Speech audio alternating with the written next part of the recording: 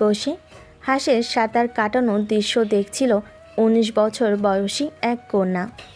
মাঝে মাঝে পানিতে ঢিল ছুঁড়ে দিচ্ছে, ঢিলের কারণে পানির তরঙ্গ মিশে যাচ্ছে পানিতে।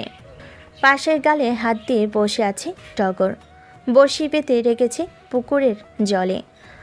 কখন একটি মাছ এসে টগরের বড়শিতে আটকাবে আর টগর অমনি লাফিয়ে উঠবে, শরীরের সমস্ত শক্তি দিয়ে মাছটাকে টেনে আনবে পানি থেকে। এমন কল্পনায় ডুবে ডুবে টগর প্রহর গুনছে। এমন সময় ধূপ করে কিছু পড়ে যাওয়ার শব্দ শুনতে পাই টগর আর তনুজা। তনুজা আর টগর একে অপরের দিকে তাকিয়ে কিছুক্ষণ পর উঠে দিল ভোঁতর। কে কার আগে দৌড়ে যাবে তা নিয়ে যেন প্রতিযোগিতা হচ্ছে। তনুজা এক দৌড়ে গিয়ে নিচে পড়ে থাকা কাঁচা আমটি হাতে নিয়ে উল্লাসে মেতে উঠল। টগরের দৌড়ানোর গতি কমে আসে ধীরে ধীরে। তনুজার সামনে এসে হাঁটুতে হাত রেখে দুর্বল গলায় বলল, এবারও তুমি জিতে গেলে, কিন্তু পরের বার জিততে পারবে না, কারণ তুমি তো আগামী বছর শ্বশুর বাড়ি থাকবে। কথাটি বলে উচ্চস্বরে হাসতে লাগলো টগর। তনুজার রাগে চোখ ছোট ছোট করে টগরের কান মলে দিয়ে বলল, তবে রে দুষ্টু, আমি চলে যাই আর অমনি আপনি সব আম একা সাবার করে সে আশায় প্রহর গুনছেন। হুস, শকুনের দয়ায় কখনো গরু মরে না, কথাটি মনে রাখিস টগর ফুল। কান ছাড়ো আপে, আর আমাকে একদম টগর ফুল বলে ডাকবে না, বিচ্ছিরি লাগে শুনতে। রাগে মুখ ফুলিয়ে রাখে টগর। তনুজা ভাইয়ের মনমরা চেহারা দেখে টগরের কান থেকে হাত সরিয়ে ফেল। তবুও টগর সেই আগের মতোই মুখ করে রাখল। তনুজা টগরের মন খারাপ দূর করার জন্য টগরের কানের কাছে মুখ নিয়ে ফিসফিসিয়ে বলল, চল টগর, গাছে থেকে কাঁচা আম পেড়ে শুকনো মরিচ গুঁড়ো, লেবু পাতা আর চিনি দিয়ে ভর্তা বানিয়ে খাই। টগর সেই আগের মতোই মুখ করে রইল। তনুজা হাল ছেড়ে দিয়ে আম বাগান থেকে বের হয়ে যাবে। এমন সময় টগর পেছন থেকে তনুজাকে ডাক দিয়ে বলল, চলো আপি, তুমি গাছের নিচে দাঁড়িয়ে থেকো, আমি উপর থেকে আম ফেললে তুমি কুড়িয়ে নিও, ঠিক আছে?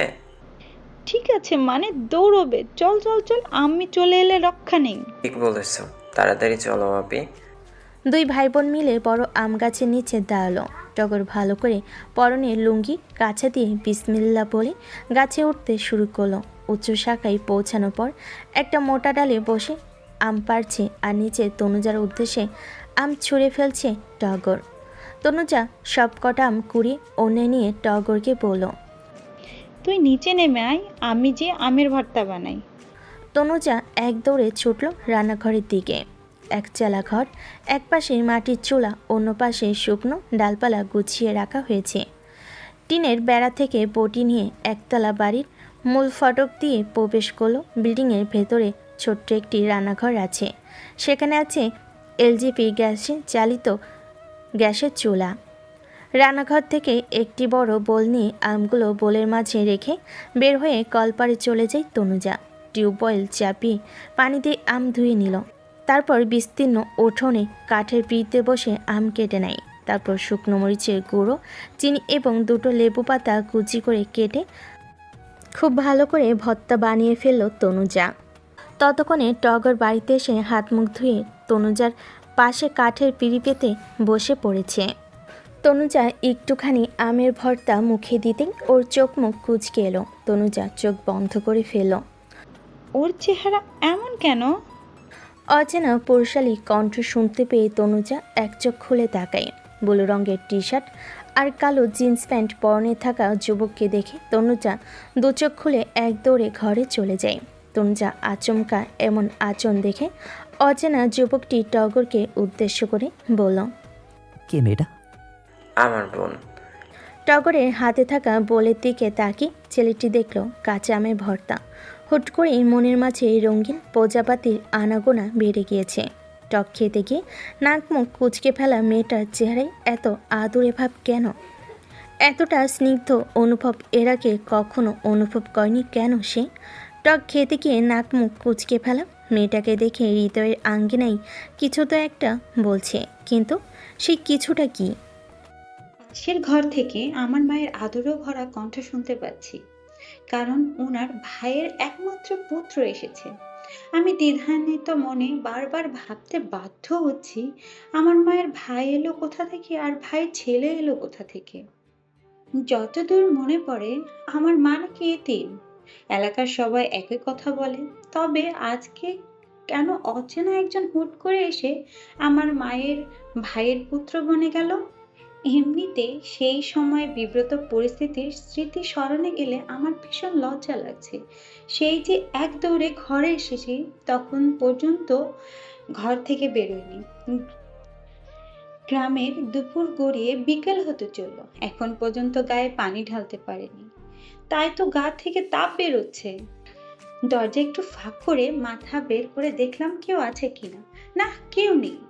স্বস্তির নিঃশ্বাস ফেলে খাটের উপর থেকে কমলা রঙের থ্রি পিসটা নিয়ে দরজা খুলে দিলাম দৌড়। কিন্তু দৌড় দিতে গিয়ে উপর হয়ে পড়ে যাচ্ছিলাম। ভয়ে চোখ বন্ধ করলাম, কালেমা পাঠ করা শুরু করে দিলাম। যদি মরে যাই, কিন্তু আল্লাহ সহায় আছেন বলে কে যেন আমাকে পড়ে যাওয়ার হাত থেকে বাঁচিয়ে দিয়েছেন। আমার হৃৎপিণ্ড অস্বাভাবিকভাবে কাঁপছে। মনে মনে উপর আল্লাহর শুকরিয়া আদায় করছি। এমন সময় মায়ের কণ্ঠ শুনতে পেলাম। এত বড় একটা মেয়ে, দৌড়ানোর সময় যদি মাটিতে পড়ে যাস তখন লোকে দেখলে দাঁত কেলাবে, ফাজিল একটা। লজ্জা এবং মায়ের বকা শুনে আমার চোখ জল ভরে এলো। কেন জানি মায়ের বকা দিলে ভীষণ কষ্ট হয় আমার। ফুপি, একটু নয় অসাবধানতার বশত খুলে গেছে, তাই বলে এভাবে বকাচকা করাটা অনুচিত। পুরুষালী কণ্ঠ শুনে চমকে দৃষ্টিতে মায়ের পাশে দাঁড়ানো যুবকটির দিকে তাকালাম।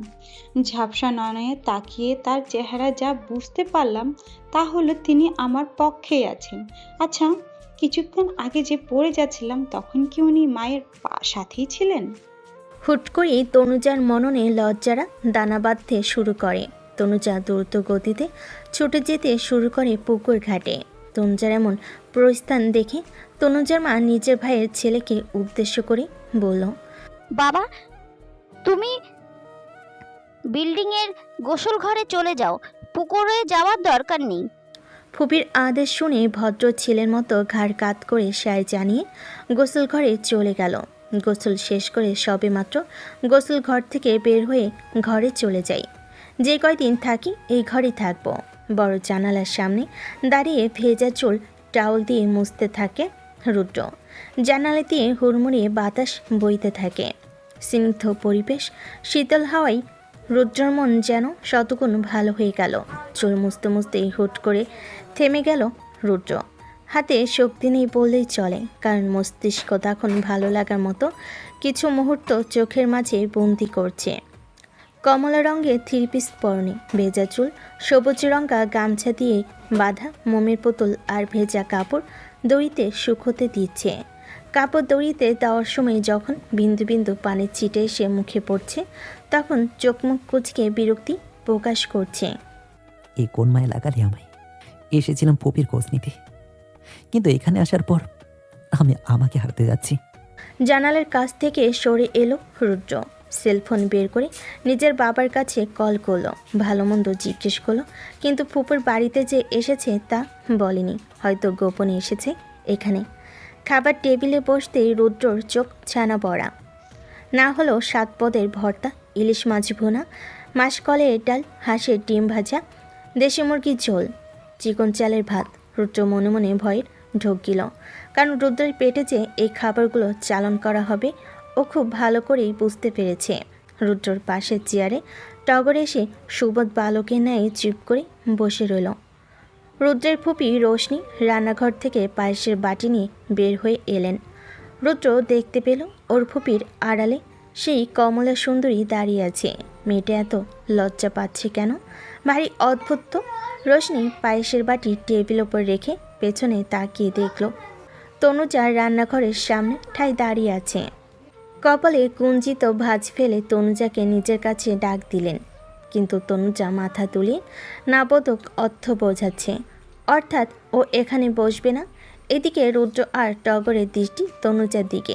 রোশনি উপায়ন্তর না পেয়ে চোখ রাঙানো দিল তনুজাকে। তনুজা হুড়মুড়িয়ে এসে টগরের পাশে চেয়ারে বসে পড়ল। রোশনি সকলের পাতে খাবার তুলে দিচ্ছে, যার যার পছন্দসই খাবার। রুদ্র তো আলু ভর্তা আর হাঁসের মাংস ডিম ভাজা দিয়ে ভাত মুখে দিয়ে বুঝতে পারছে ইটালিয়ান আর থাই ফুড ছাড়াও বাঙালি কিছু খাবার আছে যা খেলে মনে হবে অমৃত পান করছে। খাবারের পর্ব শেষ হতে রুদ্র আর ঘরে বসে থাকলো না, টগরকে নিয়ে বেরিয়ে পড়লো গ্রাম ঘুরে দেখবে বলে। টগর সামনে আর রুদ্র পেছনে। রুদ্রের গলায় দামি ক্যামেরা ঝুলানো, যার কারণে গ্রামের বয়োজ্যেষ্ঠ থেকে শুরু করে ছোটরা একবার হলো রুদ্রর দিকে তাকাচ্ছে।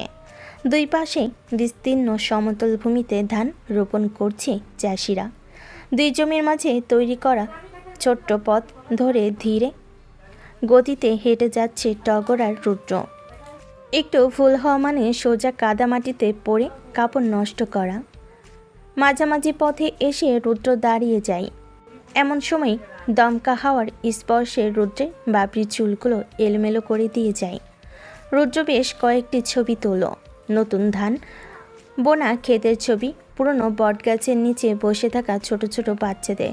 হাঁটতে হাঁটতে টগর রুদ্রকে নিয়ে নদীর পাড়ে চলে এলো।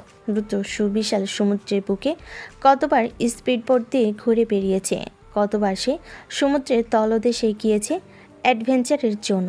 সমুদ্রের তলদেশে কত শত মুহূর্ত রুদ্রর চোখে স্মৃতি হয়ে আছে, কিন্তু এই নদীর পাড়ে এসে মনে হচ্ছে পৃথিবীর কোনো সৌন্দর্যের সঙ্গে কোনো সৌন্দর্যের কম্পেয়ার করতে নেই। যে যার জায়গায় সুন্দর, পাহাড়ের জায়গায় পাহাড় সুন্দর, সমুদ্রের জায়গায় সমুদ্র সুন্দর, আর নদীর জায়গায় নদী সুন্দর। এই জন্যই বুঝি বাংলাদেশকে নদীমাতৃক দেশ বলা হয়। এর জন্যই বুঝি এদেশের কবিরা বারবার তাদের লেখা শব্দের মাধ্যমে আমাদের কাছে পৌঁছে দিতে চেষ্টা করেছেন এই দেশের সৌন্দর্য সম্পর্কে। কি দেখছেন এমন করে? দেখছি নিজের মাতৃভূমির সৌন্দর্যকে, কতটা মনোমুগ্ধকর আর স্নিগ্ধ পরিবেশ। হরেক পাখির কলরব শুনতে ভালো লাগছে। আনমনা হয়ে টগরের প্রশ্নের জবাব দেয় রুদ্র। কই, আমরা তো এত মুগ্ধ হই না। টগরের কথা শুনে রুদ্র মেকি হাসি দিয়ে বলল, কারণ তোমরা এমন পরিবেশ দেখে অভ্যস্ত। গ্রাম্য পরিবেশ দেখার ভাগ্য আমার হয়নি, কারণ বাংলাদেশের মাটিতে আমার জন্ম হয়নি, হয়েছিল সুদূর মালদ্বীপে। আমার মা মালদ্বীপের নাগরিক, বাবা চাকরি সূত্রে মালদ্বীপে গিয়েছিলেন। কোনো এক সূত্র ধরে বাবা মায়ের পরিচয় থেকে পরিণয়। মায়ের ইচ্ছে ছিল না বাংলাদেশে আসার, তাই তো আমাকে সেই দেশেই বড় হতে হলো। আজকের পর থেকে বাংলাদেশের সৌন্দর্যের কাছে আর কোনো দেশের তুলনা করতে ইচ্ছেই করবে না আমার। রুদ্র এবং টগরের পেছনে দাঁড়িয়ে থাকা তনুজা রুদ্রের প্রত্যেকটি শব্দ মোহমুগ্ধের ন্যায় শ্রবণ করে। হৃদয়ের এক কোণে রুদ্রের প্রতি আলাদা সম্মান তৈরি হয়, কারণ দেশপ্রেম আজকাল কার মাঝে দেখতে পাওয়া যায় না। দেখতে পাওয়া যায়। সকলেই তো পশ্চিমাদের অনুকরণ করতে ব্যস্ত। কারোর গলা খাকারি শুনে রুদ্র আর টগর পেছনে ফিরে তাকিয়ে দেখল তনুজা দাঁড়িয়ে আছে। টগর এক লাফে বোনের সামনে চলে যায়। রুদ্র এদিক সেদিক তাকায়, তবু ভুল করে হলো তনুজার দিকে তাকায় না। এই মেয়ের দিকে তাকালে রুদ্রের বুকে অজানা তোলপান শুরু হয়। আপনার দাদি এসেছেন, আপনাকে মা ডাকছে, অতি শীঘ্রই বাড়িতে ফিরে যেতে হবে। তনুজার কথা শেষ হওয়া মাত্রই রুদ্র দ্রুতগতিতে এগিয়ে চলল। পেছন পেছন টগর আর তনুজা এগিয়ে যাচ্ছে। টগর এসবের কিছু বুঝতে না পারলেও তনুজা ঠিকই বুঝতে পারছে কোনো কিছুর কারণে হয়তো ওদের মা এতদিন অভিমান করে বাড়িতে যোগাযোগ করেননি। নানি জান এসেছেন মানে আজ বড় ধরনের কিছু হতে চলেছে। দীর্ঘ 20 বছর পর মা মেয়ের মিলন হলো, না জানি কি হয়। ঘরের এক কোণে মাথা নিচু করে বসে আছি। আমাকে ঘিরে থাকা চেনা অচেনা মানুষগুলো উৎসাহিত প্রশংসা শুনে এক প্রকার বিরক্ত সৃষ্টি হয়েছে আমার মাঝে। তবুও নিরুপায় আমি চুপচাপ করে ভদ্র বালিকা সেজে বসে আছি, নয়তো লোকে আবার নতুন কথা রটাবে। মেয়েকে ভালো শিক্ষা দিতে পারেনি আমার মা। এমন সময় আমার ডান হাতের কবজিতে কারো শীতল স্পর্শ পেয়ে গায়ে কাঁটা দিয়ে ওঠে। চোখ তুলে তাকিয়ে দেখলাম হাস্যোজ্জ্বল মুখে করে আমার দিকে তাকিয়ে আছে আমার নানি জান।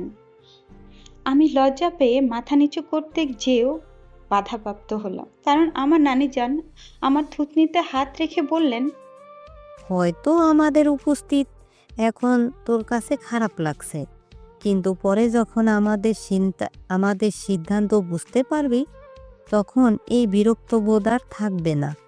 আমার রুদ্র অতটাও খারাপ নয়, বিয়ের পাত্র হিসেবে একেবারে তোর উপযুক্ত। কথাগুলো শেষ করে আমার হাতে পুরনো একজোড়া স্বর্ণের বালা দিয়ে উঠে চলে গেলেন আমার নানিজান। আমি হাতের দিকে তাকিয়ে আছি, কি থেকে কি হয়ে গেল মাথায় কিছুই ঢুকছে না।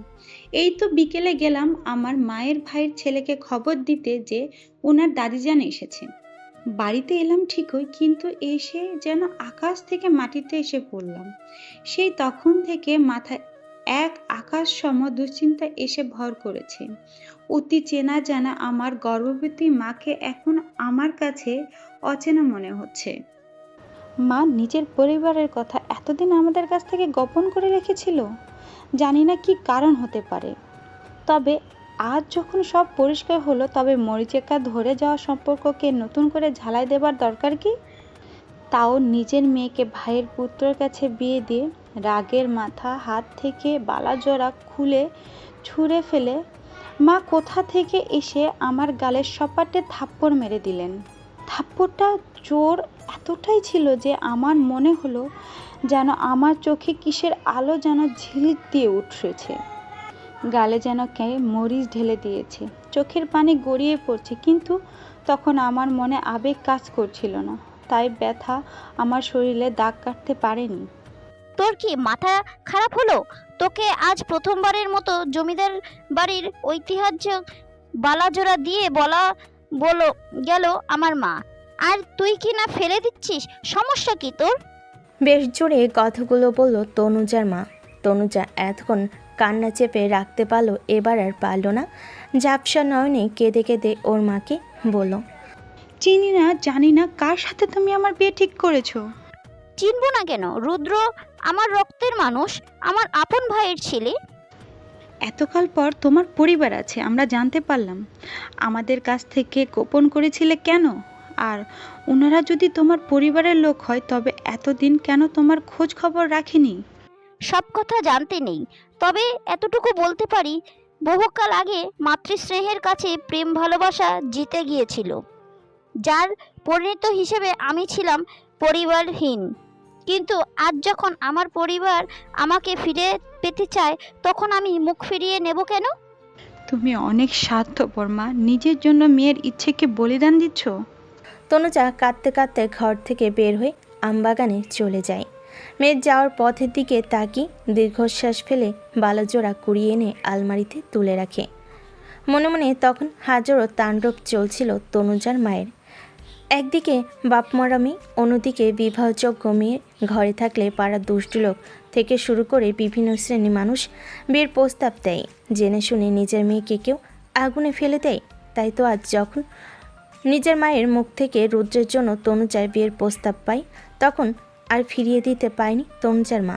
রুদ্রের চাইতে ভালো ছেলে তনুজার জন্য হতেই পারে না। মেয়ে যতই কাঁদুক কাটুক, বিয়ের পর এমনিতে ঠিক হয়ে যাবে, এমন হাজারো ভাবনা মাথায় নিয়ে মেয়েকে খুঁজতে বের হলেন। কারণ সন্ধ্যা ঘনিয়ে আসছে। মামির মান অভিমান চলছে আজ 4 দিন ধরে। তনুজা মনে মনে ঠিক করে নিয়েছে, একবার রুদ্রের সঙ্গে বিয়েটা হোক, আর কখনোই ওর মায়ের সঙ্গে দেখা করবে না। তখন নিজের মেয়েকে দেখতে না পেলে এমনিতেই তনুজা তনুজা বলে কাঁদবে, আর তখন মায়ের একটা উচিত শিক্ষা হবে। সত্য কিশোরী বয়স পেরিয়ে যাওয়া তনুজার এমন বাচ্চামো ভাবনা। টগর গালে হাত রেখে মনোযোগ দিয়ে শুনে রোজ পুকুর ঘাটে বসে। এমনই একদিন পুকুর ঘাটে বসেছিল তনুজা। কোত্থেকে এসে টগর তনুজার কানে কিছু একটা বলতেই তনুজার গালে লজ্জার লালিমা ভেসে ওঠে। পুকুরের জলে নিজের প্রতিবিম্বের দিকে তাকিয়ে কপালে ছড়িয়ে থাকা এলোমেলো চুলগুলো কানের পিছে গুজে দিতে গিয়েও থেমে যায় তনুজা। কি করতে যাচ্ছিল সে? তনুজা যেন নিজের কাজে নিজেই লজ্জা পেল। টগর হাতের ইশারায় তনুজাকে ওদের বাড়ির ছাদের দিকে তাকাতে বলল। তনুজা ছাদের দিকে তাকাতেই দেখতে পেল সাদা পাঞ্জাবি আর পায়জামা পরনে শুভ্রবর্ণের সুটাম দেহের অধিকারী এক পুরুষকে, যার সঙ্গে আর কিছুদিন পরেই তনুজার জীবনের সঙ্গে গাঁটছড়া বাঁধবে। গালের দাড়ি যেন আরও ঘন কালো হয়ে গজিয়েছে। স্বাস্থ্য বুঝি আগের থেকেও আরও শুকিয়ে গেছে। তনুজা যখন রুদ্রকে দেখছে আর কথাগুলো মনে মনে বলছে, এমন সময় কিছু একটা দেখে তনুজার মন নিম পাতার স্বাদ মুখে ছুলে কেমন তিক্ততায় পুরো মুখ ছড়িয়ে যায়। ঠিক তেমনই হলো। বেশ সুন্দরী একটি মেয়ে রুদ্রের পাশে দাঁড়িয়ে আছে। হাসি মুখে কত শত কথা হচ্ছে তাদের মাঝে। দুজনকে মানিয়েছে বেশ। লম্বা গড়নের মেয়েটার কোমর ছাড়িয়ে যাওয়া কোকড়ানো কেশরাশি দেখলে যে কোনো মানুষের চোখ ধাঁধিয়ে যাবে। দূর থেকে মেয়েটার চেহারার গঠন বুঝতে না পারলেও তনুজা হলপ করে বলতে পারবে মেয়েটা কোনো উপন্যাস থেকে উঠে এসে টুপ করে তনুজাতে ছাদে এসে পড়েছে। ভাড়া ক্লান্ত মন নিয়ে টগরকে সঙ্গে নিয়ে বাড়ির টিন আর বাঁশের কঞ্চি দিয়ে তৈরি সদর দরজা দিয়ে ঢুকে পড়ে তনুজা। ততক্ষণে তনুজার মা হবু জামাতার জন্য নানান পদের খাবারের আয়োজন শুরু করেছেন। মেয়ের কাছে এসে কাজের ফাঁকে বলে গিয়েছেন যেন পরনের কাপড় বদলে সুন্দর দেখে একটা 3 পিস পরে নেয়। তনুজা ওর মায়ের কথাই হ্যাঁ কিংবা না উত্তর না দিয়ে নিজের ঘরে চলে যায়। এরই ফাঁকে টগর এক দৌড়ে রুদ্রর কাছে গিয়ে বলে দিল তনুজা ওর ঘরে ফিরে এসেছে। মেঘলাকে সঙ্গে নিয়ে তনুজার ঘরের সামনে চলে যায় রুদ্র। যতই তনুজার ঘরের সামনে অগ্রসর হচ্ছে ততই রুদ্রর বুকে অসহনীয় মাত্রায় কাঁপছে। বুকে হাত রেখে নিজেকে স্বাভাবিক রাখার বৃথা চেষ্টা করছে রুদ্র। মেঘলা নিজের বেস্ট ফ্রেন্ডের এহেন অবস্থা দেখে হাসতে হাসতে কুটি কুটি হচ্ছে। রুদ্র একবার মেঘলার দিকে তাকাতেই মেঘলা চুপ হয়ে যায়, কারণ রুদ্রকে রাগিয়ে দিলে ভালো হবে না। তনুজা ঘরে দরজার সামনে সে রুদ্র চুপটি করে দাঁড়িয়ে থাকে। 4 দিনের প্রতিনিয়ত এক পলক তনুজাকে দেখার অদম্য আগ্রহকে কী করে কড়া শাসনের মাঝে রেখেছিল সে। নিজের মনের সঙ্গে নিজে যুদ্ধে জিতে যাওয়াটা মাঝে মাঝে কঠিন হয়ে পড়ে। ঠিক তেমনটাই হয়েছিল রুদ্রের। মনের সঙ্গে হার মেনে তবে আজ তনুজাকে একটি পলক দেখার জন্য এত দূর থেকে ছুটে এসেছে। এমন সময় দরজা খুলে নিজের ঘর থেকে বের হয়ে আসি তনুজা। হুট করে রুদ্রকে চোখের সামনে দেখে অপ্রস্তুত হয়ে যায় তনুজা। তাই তো চোখের দৃষ্টি তখন নিজের পায়ের পাতা অবধি নিবদ্ধ রেখেছি তনুজাকে দেখে রুদ্রের মনে এক পশলা বৃষ্টির জল এসে ছুঁয়ে দিয়ে যায় ওর হৃদকাননে। মোমের পুতুলকে যেন আগে থেকে আরও আদুরে দেখাচ্ছে। চোখের দৃষ্টি নিচু করে রেখেছে কেন? গভীর ওই কালো দু চোখের দিকে তাকিয়ে মহাসমুদ্রের সাঁতরে বেড়ানো যায়। আর এমনটাই রুদ্রের মনে হয়। বেগুনি রঙের 3 পিস পরনে থাকা এই বাঙালি তরুণীকে দেখে রুদ্র ফের প্রেমে পড়ল। এই প্রেম থেকে উঠতেই মন চাইবে না। মনের এই কিনারা থেকে ওই কিনারা পর্যন্ত শুধু তনুজাকে হৃদয় পক্ষে সাঁতরে বেড়াবে। আমি মেঘলা, রুদ্রের বিয়ে। মেঘলার মুখ থেকে বিয়ে শব্দটি বজ্রঘাতে নেয় রুদ্র আর তনুজার মাথার উপর এসে পড়ে। মানে কি বিয়ে? আরে আমার দিকে এভাবে তাকিয়ে থাকার মানে কি? বেস্ট ফ্রেন্ডের ইনশর্ট বিয়ে, এভাবে অবাক হয়ে তাকানোর মানে কি? মেঘলার কথাই রুদ্র যেমন তেমন তনুজার প্রাণে জল আসে। মেঘলা হুট করেই তনুজাকে জড়িয়ে ধরে। তনুজা মেঘলার এমন আচরণে কিছুটা অবাক হয়, কারণ ওদের মাঝে অতটাও পরিচিতি হয়নি। আমার ছোট্ট একটা বোনের শখ ছিল, কিন্তু আল্লাহর ইচ্ছে ছিল অন্য কিছু। তাই তো আমার বোন দূরের থাক, ভাই অবধি নেই। তোমাকে দেখার পর আমার কেমন তোমাকে আপন বোন মনে হচ্ছে, তাই তোমাকে একটু বুকে জড়িয়ে নিলাম। আজ থেকে তুমি আমার ছোট্ট বোন। এখন তুমি আমাকে বোন মানো আর না মানো। কথাগুলো বলতে বলতে তনুজার মাথায় হাত বুলিয়ে দিয়ে চলে যায় মেঘলা। বোকা বোকা চোখে মেঘলার গমনের পথের দিকে চেয়ে রইল তনুজার চোখের চাহনির মানে বুঝতে পেরে রুদ্র বলল, ও একটা এমনই, তবে মনের দিক দিয়ে ভীষণ মিষ্টি একটা মেয়ে। রুদ্রর কথাই তনুজা নিজেকে ধাতস্থ করে সোজা হয়ে দাঁড়িয়ে রইল। রুদ্রর মনে তখন হাজারো কথার মেলা, কিন্তু মুখ দিয়ে টু শব্দ বের হচ্ছে না। কিন্তু কথা তো বলতে হবে, তাই মনের ওপর প্রভাব খাটিয়ে রুদ্র তনুজাকে বলল, গতকাল আমাদের বাড়িতে গেলে অথচ আমার সঙ্গে দেখা না করে চলে এলেছে। তনুজা চোর ধরা পায়ে যাওয়ার মতো নিজেকে আড়াল করতে চাইল ঘোমটার পেছনে, কিন্তু পারল না, কারণ তার আগে রুদ্রর কথাই তনুজা থমকে যায়। আমি কিন্তু তোমাকে দেখেছি যখন তুমি বড়ই গাছের দিকে ঢিল ছড়ছিলে। লোকে যখন জানবে জমিদার বাড়ির ছোট বউ নিজের শ্বশুর বাড়িতে এসে বড়ই চুরি করে খেয়েছে, তখন আমি মুখ দেখাবো কি করে? তনুজা যেন লজ্জা পেল মুখটাকে এইটুকুন করে ফেলো। আসলেই তো কি দরকার ছিল জমিদার বাড়িতে গিয়ে বড়ই চুরি করার? নানিজানের সঙ্গে চুপচাপ বসে থাকতো আর দাসীদের সঙ্গে জম্পেশ আলাপ চলতো, সেটাই তো বেশ ছিল। তনুজা মন খারাপ করে দাঁড়িয়ে থাকে। রুদ্র তনুজার মন খারাপের আভাস বুঝতে পারে, তাই তো এক কদম এগিয়ে এসে তনুজার কানের কাছে মুখ বাড়িয়ে ফিসফিসে বলে উঠল, বিয়ের পর তোমার সাথে আমিও বড়ি চুরি করব। একসঙ্গে বসে লবণ মরিচ মাখিয়ে বড়ই খাবো। আর যদি বড্ড ঝাল লেগে যায় তবে অন্য উপায়ে ঝাল সংবরণ করব। কথাটি বলে তনুজার কাছ থেকে সরে এসে দাঁড়ায় রুদ্র। রুদ্রের কথার মানে বুঝতে পেরে তনুজা যেন লজ্জায় মরে যাবে, না পারছে রুদ্রের সামনে দাঁড়িয়ে থাকতে, আর না পারছে এক দৌড়ে এইখান থেকে বহু দূরে চলে যেতে, যেখানে রুদ্র নামক ব্যহিয়া কথা বলা মানুষটা থাকবে না। কিন্তু কে জানতো তনুজার এই দোয়া একদিন সত্যি পূরণ হয়ে যাবে। মানুষটা থেকে বহু ক্রোশ দূরে হারিয়ে যেতে হয়েছিল তনুজাকে। তারপর কি হয়েছিল যার কারণে আপনি রুদ্রের কাছ থেকে দূরে ছিলেন মিস তনুজা? ডক্টর রোয়েনের করা প্রশ্ন তনুজার কর্ণখোর অবধি পৌঁছানো মাত্রই সেদিনের দৃশ্য মানসপটে দৃশ্যমান হলো। যেদিন রুদ্রের মা এসে অজানা কোনো এক কারণে তনুজার মাকে অনেক অপমান করে। তনুজার খুব ভালোভাবে মনে আছে সেদিন ওর মা কী করে মুখে কাপড় চেপে ধরে অযোধ্যারায় চোখের জল ফেলেছিল। আমি ছিলাম পুকুর ঘাটে। রুদ্রের মা কখন আমাদের বাড়িতে এসেছিল তা আমি জানতাম না। বাড়ির ভিতরে কারো চিৎকার চেঁচামেচি শুনে আমি বাড়ির পথে রওনা দেই।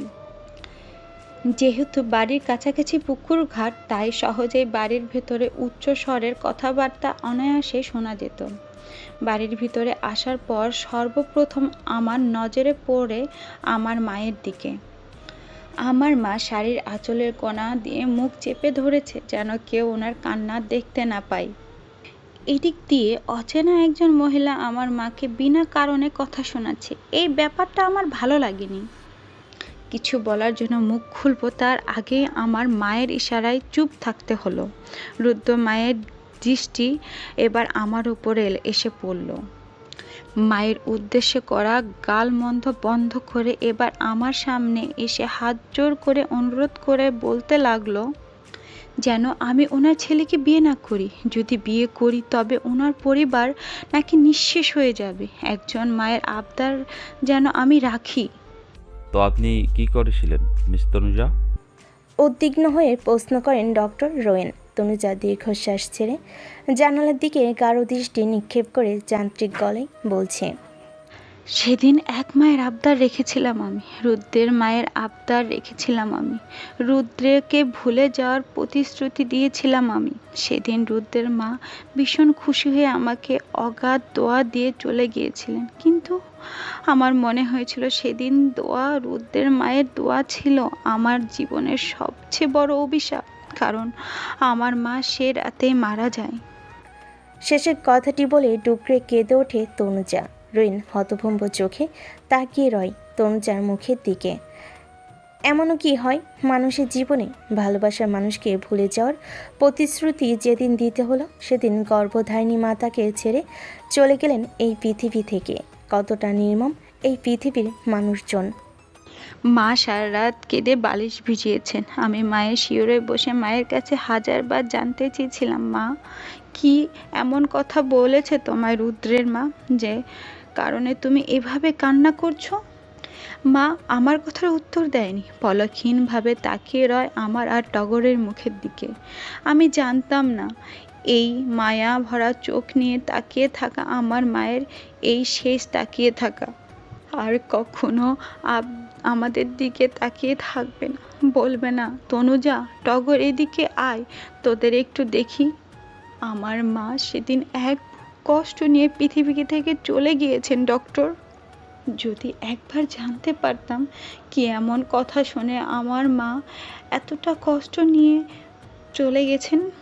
কথাগুলো বলতে বলতে উদ্ভ্রান্তের মতো কাঁদতে থাকে তনুজা। রোয়েন দীর্ঘশ্বাস ছাড়ে, ঝাপসা হয়ে আসে তার চোখ।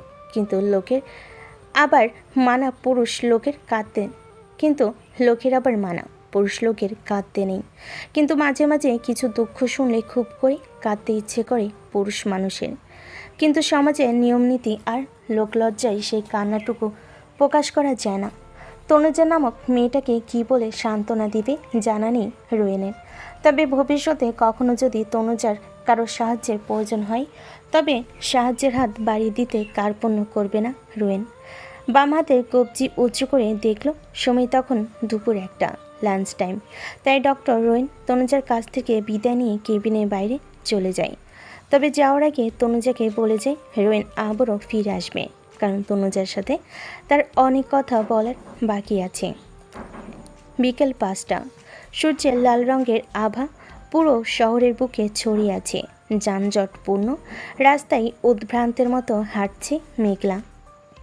মনে তখন হাজারো প্রশ্নের আনাগোনা। তনুজাকে যবে থেকে দেখেছে তখন থেকে ছোট বোন বলে ভেবে এসেছে, কিন্তু আজকের পর থেকে তনুজার মনে হয়তো মেঘলার জন্য কোনো সম্মান থাকবে না, না থাকবে বোন প্রীতি। যা অবশিষ্ট আছে তা হয়তো ঘৃণাই বই কিছুই না। আজ 2 দিন ধরে রুদ্রর সঙ্গে দেখা হয় না মেঘলার। রুদ্রই হয়তো মেঘলাকে এড়িয়ে চলছে। রুদ্রর মনের অবস্থা তেমন ভালো নয়। নিজের প্রেয়সীকে এতটা কাছে পাওয়ার পর যখন হারিয়ে ফেলতে হয় তখন মানুষ পাগল হয়ে যায়। অথচ রুদ্র এমন একটা মানুষ যে কিনা তনুজাকে ফিরে পাওয়ার জন্য কত কিছুই না করেছে, যার সবটাই মেঘলার কাছে উন্মুক্ত। দূর আকাশের দিকে মেঘলা দীর্ঘশ্বাস ছাড়ল। হুট করে তলপেট সহ 2 উরুতে অসহনীয় ব্যথা করছে। মেঘলার সন্তানের এই পৃথিবীতে আসার সময় হয়েছে। তবে কাপা কাপা হাতে ব্যাগ থেকে মোবাইল বের করে সর্বপ্রথম কল দেয় ওর বাবার কাছে। মেঘলার বাবা মেয়ের কল পেয়ে অতি দ্রুত রওনা হয় সব থেকে। মেঘলার বাবা এসে অতি দ্রুতই মেয়েকে নিয়ে হসপিটালের উদ্দেশ্যে রওনা হয়। হসপিটালের সকল ফর্মালিটি শেষ করার পর মেঘলাকে ওটিতে শিফট করা হয়। মেয়েটা একা কেন এত কিছু করেছে বুঝতে পারছে না মেঘলার বাবা। রুদ্রকে কল করে মেঘলার অবস্থা জানিয়ে দিলেন মেঘলার বাবা। রুদ্র তখন নিজের ঘরে বসেছিল। কল পেয়ে অতি দ্রুত রওনা হয় হসপিটালের উদ্দেশ্যে। তনুজা তখনও ঘুমিয়ে আছে, অথচ সকাল 7টা বাজে। কেবিনের বাইরে থেকে কাচের দরজার ওপারে দাঁড়িয়ে আছে রুদ্র। তৃষ্ণার্ত চোখে তাকিয়ে আছে মোমের পুতুলের দিকে। মোমের পুতুল সেই আগের মতো নেই, চেহারায় কতটা মলিনতাই চেয়ে আছে। গোলাপের পাপড়ি নেই, ঠোঁটজোড়া শুকিয়ে আছে, চোখের নিচে অধিক দুশ্চিন্তার ফল। দেখলে যে কেউ ভাববে কাজল লেপ্টে আছে। রুদ্র নিজের হাতের দিকে তাকিয়ে দীর্ঘশ্বাস ফেলে কেবিনের দরজা খুলে ভেতরে ঢুকে পড়ে রুদ্র। তনুজার পায়ের কাছে বসে পড়ে রুদ্র। তনুজার মুখের স্বস্তি ফিরে আসে রুদ্রের তনুজার মুখের দিকে স্বস্তি ফিরে আসে রুদ্রের হৃদয়ে। আজ 3 দিন ধরে কত শত অনুরোধ আর কাকুতি মিনতি করেও তনুজাকে এক পলকের জন্য চোখের দেখা দেখতে পায়নি। তাই তো আজ চোরের মতো সকলের চোখকে ফাঁকি দিই তবেই তনুজাকে দেখতে এসেছে। ততক্ষণে তনুজার ঘুম হালকা হতে শুরু করেছে। ভালোবাসার মানুষের গায়ের গন্ধ এসে নাকে লাগছে তনুজার। বিভ্রান্ত হয়ে চোখ খুলে তাকাতেই স্থির হয়ে যায় তনুজা। মানুষটা কিছুটা দূরত্বে বসে আছে, চোখে মুখে বিষণ্ণতার ছাপ। চোখের দৃষ্টি নিজের কোলের মাঝে নিবদ্ধ করে রেখেছে। রুদ্রের দৃষ্টিকে অনুসরণ করে তনুজা রুদ্রের কোলের দিকে তাকায়। ফুটফুটে এক শিশু রুদ্রর কোলে পরম মমতায় আগলে রেখেছে রুদ্র। তনুজার এই দৃশ্যটা ভীষণ ভালো লাগে। মনটা কেমন উৎফুল্ল হয়ে যায়, কিন্তু হুট করে মনের এক কোণা থেকে কেউ জানান দেয়, তনুজা, রুদ্র তোমাকে ধোঁকা দিয়েছে, আর কোলের বাচ্চাটা নিশ্চয়ই তোমার সতীনে। তনুজার 2 চোখ চাপিয়ে জল নামে। তনুজা কী করে ভুলে গেল সেই কালো স্মৃতি। রুদ্রের সাহস তো কম নয়। ওর প্রথম পক্ষের সন্তানকে নিয়ে সঙ্গে তনুজার সঙ্গে দেখা করতে এসেছে। রুদ্র তখনও টের পায়নি যে তনুজা ঘুম থেকে জেগে উঠেছে। আপনি কেন এসেছেন এখানে? তনুজার গলার স্বর শুনে রুদ্র তনুজার পানে তাকায়। তনুজার চোখে কান্নার ছাপ স্পষ্ট। রুদ্র হতভম্ব চোখে তাকিয়ে রয় তনুজার মুখের দিকে। কাঁদছি কেন তনুজা? রুদ্র জানো না কেন? তনুজার চোখের জলের কারণটা হচ্ছে রুদ্র এবং রুদ্রের কোলে থাকা বাচ্চাটা। আমাদের মেয়েকে দেখবে না তনুজা? যান্ত্রিক গলায় পাল্টা প্রশ্ন করে রুদ্র। এমন প্রশ্ন শুনে তনুজার ভীষণ রাগ করার কথা, কিন্তু কেন যেন তনুজার রাগ হলো না। চোখের জলে ঝাপসা হয়ে আসে দৃষ্টি। তানুজা, এই তানুজা। তনুজা রুদ্রর ডাকে সাড়া দেয় না। রুদ্র মন্ত্রমুগ্ধের মতো দেখছে নিজের কোলে থাকা ছোট্ট মনুষ্য পুতুলকে। ছোট্ট চোখ জোড়া, নাক আর রক্তাভ ঠোঁট, ছোট ছোট হাত পা গুটিয়ে কী করে গভীর ঘুমে আচ্ছন্ন হয়ে আছে। তনুজা এমন দৃশ্য দেখে ঈর্ষান্বিত হয়ে ফোঁস করছে, কিন্তু রুদ্রর মুখ থেকে শেষের কথাটি শুনে তনুজা স্তব্ধ হয়ে তাকিয়ে রয় রুদ্রের মুখের দিকে। জানো তানুজা, আমার কোলে থাকা এই পুতুলটা না পৃথিবীর আলোটুকু দেখতে পায়নি। অন্ধকার জগৎ থেকে এসেও ওর অস্তিত্ব ফের অন্ধকারে হারিয়ে গেছে। সেই সাথে হারিয়ে গেছে আমার তানুজাকে মা বানানোর স্বপ্ন। শত আশা আজ ভেঙে চড়ে গিয়েছে। আমার তানুজা কোনোদিন মা ডাক শুনতে পাবে না। তনুজার গলা দিয়ে কোনো শব্দ বের হয় না। রুদ্র কি বলছে তার কিছুই বোধগম্য হচ্ছে না, তাই তো কাঁপা কাঁপা গলায় তনুজা রুদ্রকে জিজ্ঞেস করলো, কি বলছেন আপনি এসব? আমাকে মা বানানোর স্বপ্ন ভেঙে চুরে যাবে কেন? আপনার প্রথম স্ত্রী সন্তান মারা গেছে, তার মানে এই না যে আমি এই সন্তানের মা। তনুজার কথা শুনে পাগলে ন্যায় উচ্চস্বরে হাসতে থাকে রুদ্র। রুদ্রর এমন আচরণ দেখে তনুজা অবাক হয়ে তাকিয়ে আছে। রুদ্র নিজের হাসি বন্ধ করে তনুজার সামনে গিয়ে মৃত বাচ্চাটাকে তনুজার কোলে ভালোভাবে রেখে দেয়। তনুজা বাচ্চাটির গায়ে শীতলতা অনুভব করতে পারছে। মিশ্র এক অনুভূতি তনুজার হৃদয় থেকে পুরো শরীরে ছড়িয়ে যাচ্ছে। কি শীতল এই ছোট্ট দেহখানা। বাচ্চাটার মুখের দিকে তাকিয়ে তনুজার চোখের দৃষ্টি স্থির হয়ে আছে। রুদ্র পাগলের মতো নিজের চুলগুলো টানছে। কি থেকে কি হয়ে গেল কিছুই মাথায় ঢুকছে না রুদ্রের এমন পাগল প্রায় অবস্থা দেখে তনুজা কি বলবে ভেবে পাচ্ছে না। মনের মাঝে তখন বিভিন্ন প্রশ্নের আন্দোলন শুরু হয়ে গেছে। না জানা অবধি শান্তি পাবে না হয়তো তনুজা। তাই তো মনের রাগকে এক কোণে রেখে তনুজা শীতল কণ্ঠে রুদ্রকে প্রশ্ন করে, আপনি এমন করছেন কেন? বলুন না আমায়। তনুজার শীতল কণ্ঠ শুনে রুদ্র স্থির হয়। এতদিন বুকের মাঝে পুষে রাখা গোপন কথাখানি বের করার তীব্র ইচ্ছে হয়। হৃদয়কে প্রশান্ত করার ব্যর্থ চেষ্টাটুকু করে দীর্ঘশ্বাস চেপে বলল, শুধুমাত্র তুমি সন্তান দ্বারা অক্ষম দেখে সেদিন আবার মা তোমার সঙ্গে আমার বিয়েটা ভেঙে দিয়েছিল। কথাটি বজ্রঘাতে ন্যায় তনুজার মাথার উপর পড়ল। রুদ্রের বলা একটা শব্দ বিশ্বাস করতে মন চাইছে না, তবুও মন বিশ্বাস করতে বাধ্য হচ্ছে এই ভেবে যে শুধুমাত্র ওর অক্ষমতার জেদ ধরে ওর বিয়েটা ভেঙে গিয়েছিল, যার দরুন ওর মা এই দুঃখটুকু সামাল দিতে না পেরে এই পৃথিবীর মায়া ত্যাগ করে চলে যায় পরকালে। কিন্তু সেদিন মা কেন বলল না যে তনুজা তুই মা হতে পারবি না দেখে তোর বিয়েটা ভেঙে গিয়েছে। সেদিন যদি একটিবার ওর মা বলতো তবে তনুজার মনে আজ যতটা আঘাত লেগেছে কথাটি শুনে তখন তার চেয়েও শতগুণ আঘাত কম পেত সে। তনুজার হৃদয়ে আজ অদৃশ্য রক্তক্ষরণ হচ্ছে, কিন্তু দেখার মতো কেউ নেই। হৃদয়ে রক্তক্ষরণ কেই বা দেখতে পারে? চোখের জল শুকিয়ে গেছে, তাই তো বেরোবার নাম নেই। শক্ত পাথরে নাই বসে আছে মৃত বাচ্চাটিকে কোলে নিয়ে। তনুজাকে দেখে মনে হচ্ছে জগতে ওর চেয়ে দুঃখী নিঃস্ববোধই আর কেউ নেই। কিছুটা সময় ব্যয় করে তনুজা নিজেকে যথাসম্ভব শান্ত রেখে বলল, আমার অক্ষমতা জেনেও তবে কেন আপনি বিবাহিত হওয়ার পরেও আমাকে বিয়ে করতে গেলেন? তাও আবার সবটা গোপন রেখে। আজ আমি সবটা জানতে চাই। তনুজা এক প্রকার চিৎকার দিয়ে কথাটি বলে। তনুজার এমন আচরণ এবং প্রশ্ন শুনে রুদ্র নড়চড়ে বসে সবটা জানানোর সিদ্ধান্ত নেয়। আজ যদি না জানাতে পারে তবে আর কোনোদিনও জানাতে পারবে না। মা তোমাকে দেখতে চাওয়ার বাহানায় আমাদের কাউকে না জানিয়ে চলে যায় তোমাদের গ্রামে। গ্রামের মানুষ মাকে চিনতে পারছিল না দেখে পরিচয় জানতে চায়। মা নিজের পরিচয় দিতে গিয়ে তোমার কথা এবং ভবির কথা বললে ওনারা একে অপরের মুখের দিকে তাকিয়ে মিনমিনে গলায় বলেছিল তুমি নাকি কোনোদিনও মা হতে পারবে না, কারণ ছোট্টবেলায় তোমার নাকি কোনো সমস্যার কারণে তোমার জরায়ু নাকি কেটে ফেলা হয়েছিল। এতটুকু অবধি বলে রুদ্র চুপ হয়ে যায়, গলা শুকিয়ে আসে। কারণ এরপরের ঘটনার জন্য রুদ্র কিংবা তনুজা কেউই দায়ী ছিল না। তবুও দুজনেই একই কষ্টে দিনের পর দিন জর্জরিত হয়েছে। তনুজা নির্বাক শ্রোতা হিসাবে সবটা শুনছে। রুদ্রকে চুপ হয়ে যেতে দেখেই তনুজা এবার বলল, সবটা শুনে ছোট মামি আপনার সাথে আমার বিয়েটা ভেঙে দিলেন। কষ্ট পাইনি সেদিন যখন শুনেছিলাম আমি আপনার স্ত্রী হতে পারবো না। কষ্ট তখন পেয়েছিলাম যখন আপনার মায়ের বেপরোয়া ব্যবহার দেখে আমার মায়ের দু চোখ দিয়ে অশ্রু ঝরছিল। আমার মা সেই রাতটা কেঁদে কাটিয়েছে। একটিবারের জন্য আমাকে বুঝতে দেয়নি আমার অক্ষমতার জন্য এই বিয়েটা ভেঙেছে।